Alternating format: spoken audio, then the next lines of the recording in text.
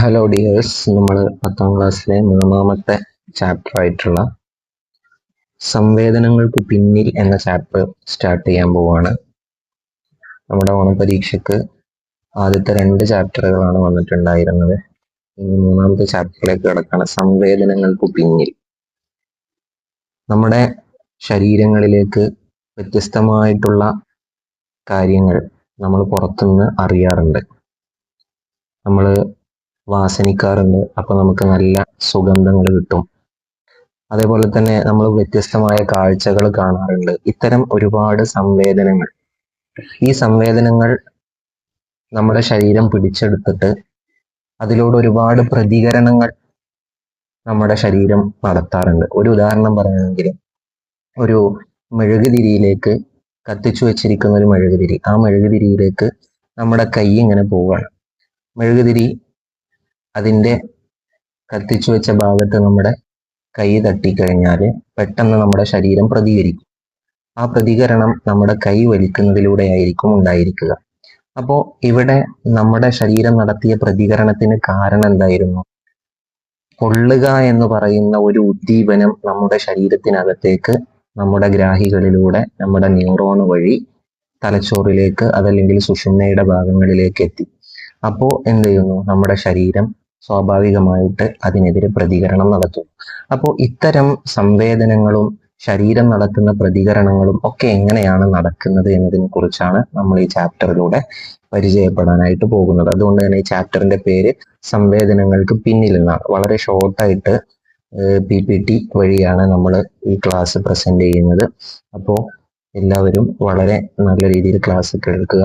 Class ഇഷ്ടമായെങ്കിൽ channel subscribe ചെയ്യാനും അതുപോലെ തന്നെ ലൈക്ക് ചെയ്യാനും മറ്റും മറക്കരുത്. കമന്റുകൾ രേഖപ്പെടുത്തുക. അപ്പൊ നമ്മൾ നമ്മുടെ ചാപ്റ്റർ സ്റ്റാർട്ട് ചെയ്യണം. ഇതിൽ നമുക്ക് ആദ്യത്തെ ഭാഗത്ത് പറയാനുള്ളത്, എല്ലാവരും ടെക്സ്റ്റ് ബുക്കിൽ കാണുന്നത് പോലെ തന്നെയുള്ള ഒരു കോളം ഇവിടെ കാണാൻ സാധിക്കും. ഇവിടെ നമ്മുടെ ശരീരത്തിനകത്ത് നടക്കുന്ന ചില പ്രതികരണങ്ങളെ കുറിച്ച് പറയുന്നുണ്ട്. ആ പ്രതികരണങ്ങൾ ഉണ്ടാകാൻ എന്തൊക്കെ കാരണങ്ങൾ ഉണ്ടാകുന്നു എന്നതിനെ കുറിച്ചും പറയുന്നുണ്ട്. മൊത്തത്തിൽ നമുക്ക് ഡിസ്കസ് ചെയ്തോളാം. അപ്പൊ നമ്മുടെ ശരീരത്തിൽ ഉണ്ടാകുന്ന ചില പ്രതികരണങ്ങൾ ഏതൊക്കെയാണെന്ന് നോക്കാം. ഒന്നാമത്തെ പ്രതികരണമാണ് സന്തോഷം ഉണ്ടാകുന്നത്. ശരീരത്തിൽ സന്തോഷം ഉണ്ടാവുക എന്ന് പറയുന്നത് നമ്മുടെ ശരീരത്തിനകത്ത് നടക്കുന്ന ഒരു പ്രതികരണമാണ്. അപ്പൊ സന്തോഷം ഉണ്ടാവുക എന്ന് പറയുന്നത് ഒരു പ്രതികരണമാണ്. അതിന് എന്തെങ്കിലും ഒരു കാരണം ഉണ്ടായിരിക്കണം.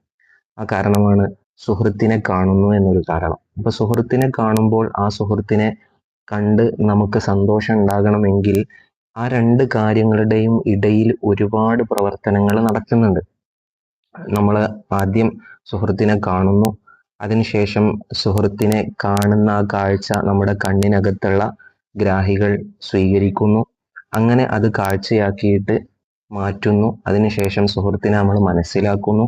അവസാനം സന്തോഷം ഉണ്ടാകുന്നു. ഇങ്ങനെയാണ് സന്തോഷം എന്ന് പറയുന്ന ഒരു പ്രതികരണം നമ്മുടെ ശരീരത്തിൽ ഉണ്ടാകുന്നത്.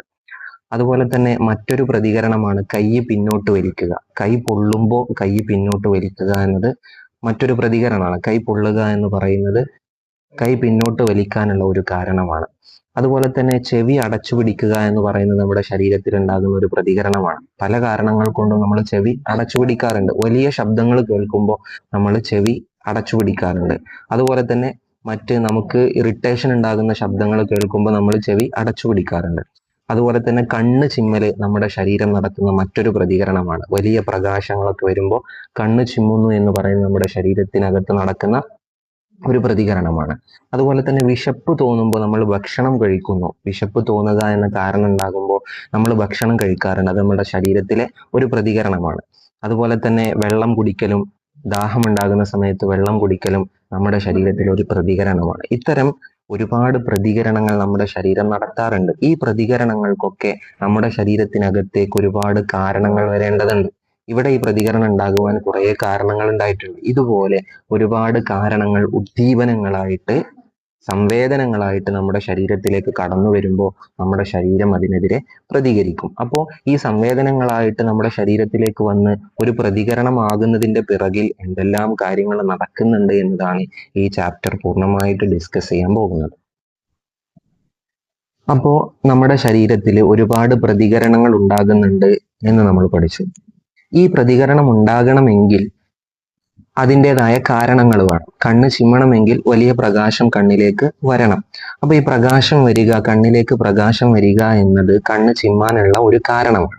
ഈ കാരണത്തെ നമുക്ക് ഉദ്ദീപനങ്ങൾ എന്ന് വിളിക്കാം. അപ്പോൾ ഈ ഉദ്ദീപനം ഉണ്ടായത് കൊണ്ടാണ്, പ്രകാശം വരിക എന്ന ആ ഒരു ഉദ്ദീപനം ഉണ്ടായത് കൊണ്ടാണ്, അത് കണ്ണിലേക്ക് വന്നത് കൊണ്ടാണ് നമ്മൾ കണ്ണ് ചിമ്മുന്നു എന്ന പ്രതികരണം ഉണ്ടാകുന്നത്.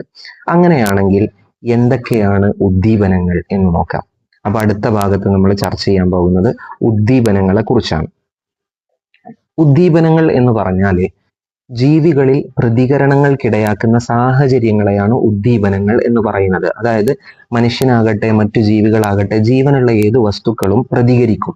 ഈ പ്രതികരിക്കാൻ കാരണമാകുന്ന സാഹചര്യങ്ങളെ ഉദ്ദീപനങ്ങൾ എന്ന് പറയാം. ഇപ്പോൾ കണ്ണ് ചിമ്മുക എന്ന് പറയുന്നത് ഒരു പ്രതികരണമാണ്. ഈ പ്രതികരണത്തിന് കാരണമായ ഒരു സാഹചര്യമാണ് പ്രകാശം വന്നു എന്നത്. അപ്പൊ ഈ പ്രകാശം വരിക എന്നത് കണ്ണ് ചിമ്മുക എന്ന പ്രതികരണത്തിന്റെ ഒരു ഉദ്ദീപനമായിട്ട്, ഒരു കാരണമായിട്ട് നമുക്ക് പറയാം.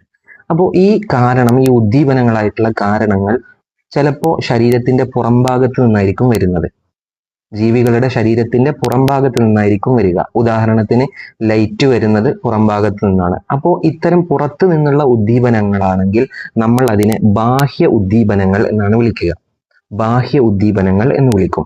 അതേസമയം ശരീരത്തിന്റെ ഉൾഭാഗത്ത് നിന്ന് തന്നെയാണ് ഉദ്ദീപനങ്ങൾ ഉണ്ടാകുന്നത് എങ്കിൽ, പ്രതികരണത്തിന് ആവശ്യമായ ഉദ്ദീപനം ശരീരത്തിന്റെ ഉൾഭാഗത്ത് നിന്ന് തന്നെയാണ് ഉണ്ടാകുന്നത് എങ്കിൽ നമ്മൾ അതിനെ ആന്തരിക ഉദ്ദീപനം എന്നും വിളിക്കും. ഇപ്പൊ ഒരു ഉദാഹരണത്തിന് വിശപ്പ് ഉണ്ടാവുക എന്നത് ഭക്ഷണം കഴിക്കാനുള്ള ഒരു കാരണമാണ്. ഭക്ഷണം കഴിക്കുക എന്നത് ശരീരം നടത്തുന്ന ഒരു പ്രതികരണമാണ്. അപ്പൊ ശരീരം നടത്തുന്ന ഒരു പ്രതികരണമാണ് ഭക്ഷണം കഴിക്കുക എന്ന് പറയുന്നത്. അതിന് കാരണം വിശപ്പ് ഉണ്ടാവുക എന്നതാണ്. വിശപ്പ് പുറത്തുനിന്നല്ല, അത് ശരീരത്തിന്റെ ഉള്ളിൽ നിന്ന് തന്നെയാണ് ഉണ്ടാകുന്നത്. അപ്പൊ അത് ആന്തരിക ഉദ്ദീപനങ്ങൾ എന്ന് പറയാം. ഇനി നമുക്ക് ചില ഉദാഹരണങ്ങൾ നോക്കാം. അത് നോക്കിയാൽ ഏതൊക്കെയാണ് ആന്തരിക ഉദ്ദീപനം, ഏതൊക്കെയാണ് ബാഹ്യ ഉദ്ദീപനം എന്ന് നമുക്ക് കൃത്യമായി മനസ്സിലാവും. ഒന്നാമത്തേത് വിശക്കുമ്പോൾ ഭക്ഷണം കഴിക്കും. അതുപോലെ തന്നെ സിംഹത്തെ കണ്ട മുയൽ പേടിച്ചോടുന്നു. തണുപ്പകറ്റാൻ പുതക്കുന്നു. മഴ നനയാതിരിക്കാൻ കുട ചൂടുന്നു. രോഗബാധ ഉണ്ടാകുന്ന സമയത്ത് ശരീരോഷ്മാവ് കൂടുന്നു. അക്ഷരപ്പിഴവ് വന്നിട്ടുണ്ട്, അത് ടൈപ്പിങ്ങിൽ വന്ന മിസ്റ്റേക്ക് ആണ്. അപ്പോ ഇതില് ചിലത് എന്താണ്, ബാഹ്യ ഉദ്ദീപനങ്ങളാണ്. ബാഹ്യ ഉദ്ദീപനത്തിന് ഉദാഹരണമാണ് തണുപ്പകറ്റാൻ പുതക്കുന്നത്. അപ്പോ പുതക്കുക എന്ന് പറയുന്നത് ഒരു ഉദ്ദീപനമായിട്ട് നമുക്ക് കാണാൻ പറ്റും. അതേപോലെ തന്നെ മഴ നനയാതിരിക്കാൻ കുട ചൂടുന്നു എന്ന് പറയുന്നത്, മഴ എന്ന് പറയുന്നത് എന്താണ്, പുറത്തു നിന്നുള്ള ഒരു ഉദ്ദീപനമാണ്. നേരത്തെ തണുപ്പ് എന്ന് പറയുന്നത് പുറത്തു നിന്നുള്ള ഒരു ഉദ്ദീപനമാണ്. ബാക്കിയുള്ളതൊക്കെ ആന്തരികമായിട്ടുള്ള ഉദ്ദീപനങ്ങളുടെ ഉദാഹരണമായിട്ട് നമുക്ക് പറയാം. അങ്ങനെ നമ്മുടെ ശരീരത്തിലേക്ക് ഉദ്ദീപനങ്ങൾ എത്തിക്കഴിഞ്ഞു. ഉദ്ദീപനങ്ങൾ ശരീരത്തിലേക്ക് എത്തിക്കഴിഞ്ഞാൽ സ്വാഭാവികമായിട്ട് ശരീരത്തിൽ പ്രതികരണങ്ങൾ ഉണ്ടായി തുടങ്ങും. പ്രകാശം പുറത്തുനിന്ന് വന്നു കഴിഞ്ഞാൽ കണ്ണ് നമ്മൾ അടക്കും, അത് പ്രതികരണമാണല്ലോ. അതുപോലെ പ്രതികരണങ്ങൾ, ഉദ്ദീപനങ്ങൾ വന്നാൽ ഉണ്ടാകും. അപ്പോ ഈ ഉദ്ദീപനങ്ങൾ ഏതിലൂടെയാണ് മസ്തിഷ്കത്തിലേക്കും സുഷുമ്നയിലേക്കും ഒക്കെ എത്തുക? മസ്തിഷ്കത്തിലേക്കും സുഷുമ്നയിലേക്കും എത്തുമ്പോഴാണ് പ്രതികരണങ്ങൾ ഉണ്ടാകുന്നത്. എങ്ങനെയാണ് മസ്തിഷ്കത്തിലേക്കും സുഷുമ്നയിലേക്കും ഒക്കെ ഈ ഉദ്ദീപനങ്ങൾ എത്തുന്നത്? അതിനെക്കുറിച്ചാണ് നമ്മൾ ഇനി പറയാനായിട്ട് പോകുന്നത്. അങ്ങനെ നമ്മുടെ ശരീരത്തിലേക്ക് ഈ ഉദ്ദീപനങ്ങൾ എത്തിക്കഴിഞ്ഞാൽ ആ ഉദ്ദീപനങ്ങളെ പിടിച്ചെടുക്കുന്ന ചില ആളുകളുണ്ട്. ആ ആളുകൾ ഒന്നുകിൽ നാഡികളൊക്കെ ആയിരിക്കും. ഈ നാഡികളുടെ അഗ്രഭാഗങ്ങൾ നമ്മൾ പഠിച്ചിട്ടുണ്ടായിരുന്നു. കഴിഞ്ഞ ചാപ്റ്ററിൽ ഡെൻഡ്രൈറ്റുകൾ എന്ന് പഠിച്ചിട്ടുണ്ട്. ഈ ഡെൻഡ്രൈറ്റുകൾ നമ്മുടെ ശരീരത്തിന്റെ എല്ലാ ഭാഗങ്ങളിലും ഉണ്ടായിരിക്കും. അപ്പൊ ഈ ഡെൻഡ്രൈറ്റുകൾ അത് പിടിച്ചെടുക്കും. അതല്ലെങ്കിൽ ചില പ്രത്യേകമായിട്ടുള്ള കോശങ്ങളായിരിക്കും ഇതിനെ പിടിച്ചെടുക്കുക. അപ്പൊ ഈ പിടിച്ചെടുക്കുന്ന ഭാഗങ്ങളെ നമ്മൾ ഗ്രാഹികൾ എന്നാണ് വിളിക്കുക. പുറത്തുനിന്ന് വരുന്ന ഉദ്ദീപനങ്ങളെ നമ്മുടെ ശരീരത്തിനകത്തേക്ക് പിടിച്ചെടുക്കുന്ന ഈ ഭാഗങ്ങളെ, ഒന്നല്ലെങ്കിൽ കോശങ്ങളുടെ അഗ്രഭാഗങ്ങൾ, ന്യൂറോണുകളുടെ അഗ്രഭാഗങ്ങൾ, അതല്ലെങ്കിൽ ചില പ്രത്യേകമായ കോശങ്ങൾ, ഇവ പിടിച്ചെടുക്കും. ഇതിനെ നമ്മൾ ഗ്രാഹികൾ എന്നാണ് വിളിക്കുക. അങ്ങനെ ഗ്രാഹികൾ അതിനെ പിടിച്ചെടുക്കും. ഗ്രാഹികൾ പിടിച്ചെടുത്തു കഴിഞ്ഞാൽ നമ്മുടെ ശരീരത്തിൽ ഈ ഗ്രാഹികളിൽ ഒരു പ്രത്യേകമായിട്ടുള്ള ഒരു പൊട്ടൻഷ്യൽ, ഒരു ശക്തി രൂപപ്പെടും. അതിന്റെ പേരാണ് റിസപ്റ്റർ പൊട്ടൻഷ്യൽ. ഇങ്ങനെ സ്വീകരിക്കുവാനുള്ള, ഉദ്ദീപനങ്ങളെ സ്വീകരിക്കുവാനുള്ള ഒരു ശക്തിയാണ്. അത് നമ്മുടെ ശരീരത്തിനകത്ത് രൂപപ്പെടും. ഈ ഗ്രാഹികളുടെ ഉള്ളിലൊക്കെ ആയിട്ട് രൂപപ്പെടും. ഇത് രൂപപ്പെട്ട് കഴിഞ്ഞാൽ ഇത് ചില ന്യൂറോണുകളിലായിരിക്കും രൂപപ്പെടുക. ഇത് രൂപപ്പെട്ട് കഴിഞ്ഞാൽ തൊട്ടടുത്തുള്ള ന്യൂറോണിലേക്ക് ഇത് കൈമാറ്റം ചെയ്യപ്പെടും. ഇത് കൈമാറ്റം ചെയ്യപ്പെടുമ്പോൾ അവിടെ പുതിയൊരു പൊട്ടൻഷ്യൽ രൂപപ്പെടും. അതിന്റെ പേരാണ് ആക്ഷൻ പൊട്ടൻഷ്യൽ എന്ന് അറിയപ്പെടുന്നത്. Action potential. ഈ ആക്ഷൻ പൊട്ടൻഷ്യൽ രൂപപ്പെട്ട് കഴിഞ്ഞാൽ പിന്നെ ആ ആക്ഷൻ പൊട്ടൻഷ്യൽ നമ്മുടെ സുഷുമ്നയിലേക്കും അതുപോലെ തന്നെ നമ്മുടെ മസ്തിഷ്കത്തിലേക്കും ഈ ആവേഗങ്ങളെ കൊണ്ടുപോവുകയാണ്. ഈ ഉദ്ദീപനങ്ങളെ നാഡീ ആവേഗങ്ങളാക്കിയിട്ട്, ചില സന്ദേശങ്ങളാക്കിയിട്ട് നമ്മുടെ സുഷുമ്നയിലേക്കും മസ്തിഷ്കത്തിലേക്കും കൊണ്ടുപോവുകയാണ് ചെയ്യുന്നത്. അതിൻ്റെ ഒരു പിക്ചറൈസേഷൻ നമുക്ക് ഇവിടെ കാണാൻ പറ്റും. ഇതിനോട് ബന്ധപ്പെട്ടൊരു കാര്യം നമ്മൾ അടിയിൽ കാണാൻ പറ്റും. പോസിറ്റീവ് നെഗറ്റീവ് ഒക്കെ ഇട്ടിട്ട് ഒരു കോശത്തിന്റെ ഭാഗം കാണാൻ കഴിയുന്നുണ്ട്. കഴിഞ്ഞ ചാപ്റ്ററിൽ നമ്മൾ പഠിച്ചതാണ്. എങ്ങനെയാണ് നാഡിയിലേക്ക് വരുന്ന ആവേഗങ്ങൾ, നമ്മുടെ ന്യൂറോണിലേക്ക് വരുന്ന ആവേഗങ്ങൾ എങ്ങനെയാണ് സുഷുമ്നയിലേക്കും മസ്തിഷ്കത്തിലേക്കും എത്തുന്നത് നമ്മൾ പഠിച്ചിട്ടുണ്ട്. നമ്മുടെ കോശങ്ങളുടെ ഉള്ളിൽ നെഗറ്റീവ് ചാർജ് ആയിരിക്കും ഉണ്ടായിരിക്കുക, പുറത്ത് പോസിറ്റീവ് ചാർജ് ആയിരിക്കും ഉണ്ടായിരിക്കുക. ഉദ്ദീപനങ്ങൾ വരുന്ന സമയത്ത് പോസിറ്റീവ് ചാർജ് അകത്തേക്ക് പ്രവേശിക്കും, നെഗറ്റീവ് ചാർജ് പുറത്തേക്ക് പോകും. പിന്നെ തൊട്ടടുത്തുള്ള നെഗറ്റീവ് ചാർജുകളെ പോസിറ്റീവ് ചാർജ് ആക്കി മാറ്റും. അങ്ങനെ ആ പോസിറ്റീവ് ചാർജ് ഒരു ഉദ്ദീപനത്തിന്റെ, ഒരു സന്ദേശത്തിന്റെ രൂപത്തിൽ നമ്മുടെ മസ്തിഷ്കത്തിലേക്കും സുഷുമ്നയിലേക്കും ഒക്കെ എത്തുമെന്ന് നമ്മൾ പഠിച്ചിട്ടുണ്ടായിരുന്നു. അപ്പൊ ഈ രീതിയിലാണ് ഗ്രാഹികൾ പിടിച്ചെടുത്ത ഉദ്ദീപനങ്ങൾ നമ്മുടെ സുഷുമ്നയിലേക്കും മസ്തിഷ്കത്തിലേക്കും എത്തുന്നത്. ഈ പറയപ്പെട്ട കാര്യങ്ങളെ നമുക്ക് വളരെ വിശദമായി ഒന്നുകൂടി ചർച്ച ചെയ്ത് നോക്കാം.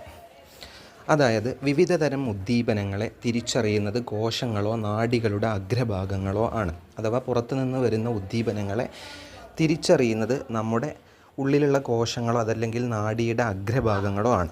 ഈ നാഡിയുടെ അഗ്രഭാഗങ്ങളും കോശങ്ങളൊക്കെ വിളിക്കുന്ന പേരാണ് ഗ്രാഹികൾ. അതിനുശേഷം ഉദ്ദീപനങ്ങൾക്കനുസരിച്ച് ഗ്രാഹികളിൽ വൈദ്യുത തരംഗങ്ങൾ, വൈദ്യുത സന്ദേശങ്ങൾ രൂപപ്പെടും.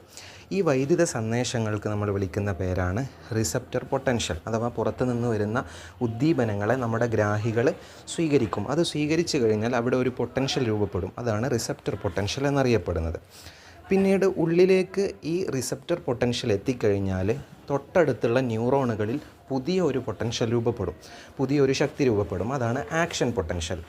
ഈ ആക്ഷൻ പൊട്ടൻഷ്യലുകൾ പിന്നീട് നമ്മുടെ ന്യൂറോണുകളിലൂടെ സഞ്ചരിച്ച് നാഡീ ആവേഗങ്ങൾ, നാഡീ സന്ദേശങ്ങളായിട്ട് നമ്മുടെ ന്യൂറോണുകളിലൂടെ അത് സഞ്ചരിച്ചിട്ട് വേണ്ട ഭാഗത്തേക്ക് എത്തും. സുഷുമ്നയിലേക്കാണ് എത്തേണ്ടത് എങ്കിൽ അവിടേക്കെത്തും, മസ്തിഷ്കത്തിലേക്കാണ് എത്തേണ്ടത് എങ്കിൽ മസ്തിഷ്കത്തിലേക്കെത്തും. അവസാനം സുഷുമ്നയും മസ്തിഷ്കവും വേണ്ട പ്രതികരണങ്ങൾ അവിടെ നിന്ന് തരികയും ചെയ്യും. ഒന്നുകൂടി സിമ്പിളായിട്ട് നമുക്കിത് പറയാം.